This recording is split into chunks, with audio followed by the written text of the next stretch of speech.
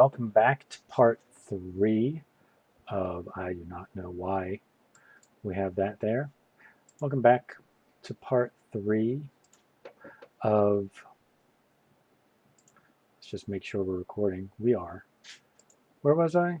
Welcome back to part 3 of the lecture on printmaking for Unit 7. And we were talking about, the last time we were talking, we got pretty much to the end of lithography, and I realized at that point that I was actually using the 2017 version of the lecture, not the 2020 version.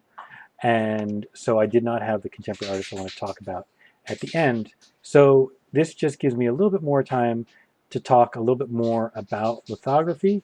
But before I do, because I do want to tell the story about how lithography was invented, I'd like to just kind of do a quick review of everything that we covered.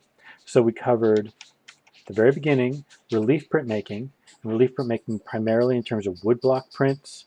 Woodblock prints are primarily black and white prints, but there are forms of woodblock print that are in color. There's a type of woodblock print that's called a reductive print, where you keep carving the same plate and doing a different color. So you start with the lightest color, then you carve some more, then you do the next darkest color, then you carve some more, then you do the next darkest color, till you get to your darkest color, which is usually black. So relief also includes like wood blocks, like Japanese wood blocks. Then we talked about intaglio printmaking, right? Such as engraving. We also talked about dry point, although I don't have a slide on dry point. We talked about engraving, the difference between engraving and dry point. Then we talked about etching, how etching basically does the same kind of job as engraving, but the acid does most of the work for the artist, so you don't have to have like muscles like a linebacker in order to do it. Dürer must have been an incredibly powerful artist, just physically. So we talked about mezzotint. Mezzotint is basically a form of dry point. Remember, dry point depends on the burr from the mark that you make in the plate holding the ink, and that's why dry points tend to wear out. You can't get a very large addition. That's something I didn't cover in the lecture. What is an addition? So when printmakers make a set of prints, they will say, this number of prints I made. They'll look at the prints they've made, and they'll say, these 10 are all of the same quality. They're all good, and they're all very similar to each other. And then they will label them 1 out of 10, 2 out of 10, 3 out of 10. They will say that they have an addition of 10 prints for that particular image. Or if they're using the kind of, if they're doing like an etching where they could make a much larger edition, they might make 50 prints. But like I said, dry point tends to really only work in editions of like 8 or 10 or maybe 12 at the most. At that point, then the artist has to reburr the plate, which means that it basically becomes a new image. So mezzotint is basically a form of dry point. And remember that both mezzotint and aquatint are both forms of intaglio printmaking that are trying to solve the problem of tone, how to get lots of different and soft changes of tone. And they do it in very different ways. Mezzotint does it by using a tool called a rocker to put a really fine kind of grain of tiny little marks all over the plate. So that then if you just inked that plate and printed it, it would print black. But then you sand it to make some areas lighter.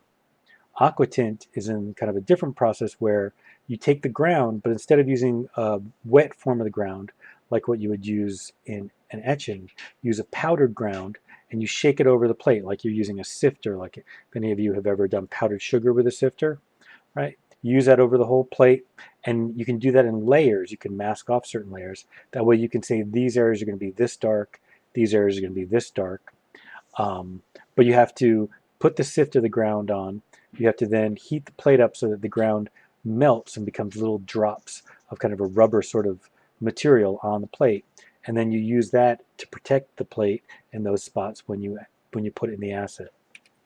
Okay, takes us to lithography. So I said I wouldn't have time to talk about the story of how lithography was invented, but because we have to do this extra third lecture, we have the time. So here's the interesting thing. It was invented by a playwright. His name was Alois Sonnefeld, right? He was a Bavarian playwright, not very successful, but he believed passionately in his career and his plays.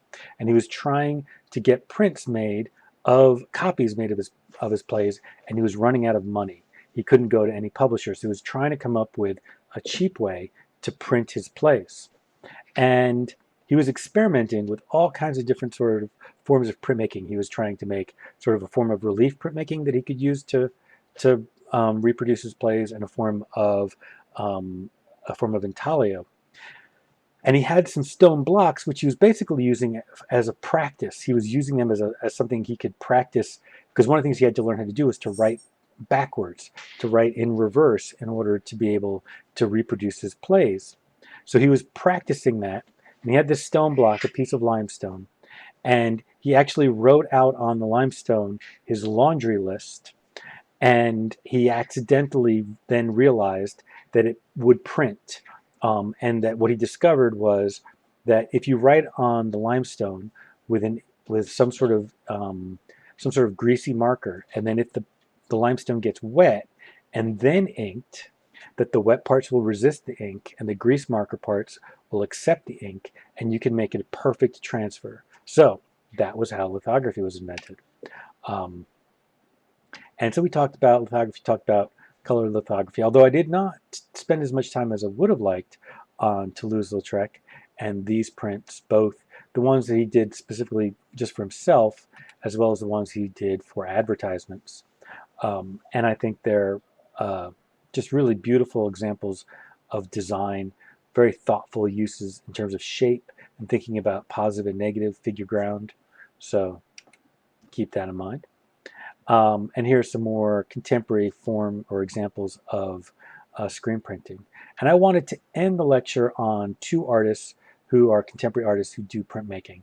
So one is a very famous artist who did a lot of really great work in the 80s and the 90s, but is still working to this day. And he, although he does paintings and he does drawings, he also prints are a major part of his portfolio, a major part of his body of work. And there's some really exciting parts of his work. He's what we call a systems artist, which is that he develops sort of a system for making marks, and then he just kind of follows through with that process, that set of systems, and tries to see where those ideas take him. And so, no Terry Winters, he's a really remarkable artist. And then the other artist I wanted to talk about, like I've done in some other lectures, I like to include at least one or two artists that I know personally. And by far the best printmaker I know personally is my boss, the department chair at the Department of Art and Design. And he is an amazing screen printer, Professor Sean Dickey. And here are some examples of his.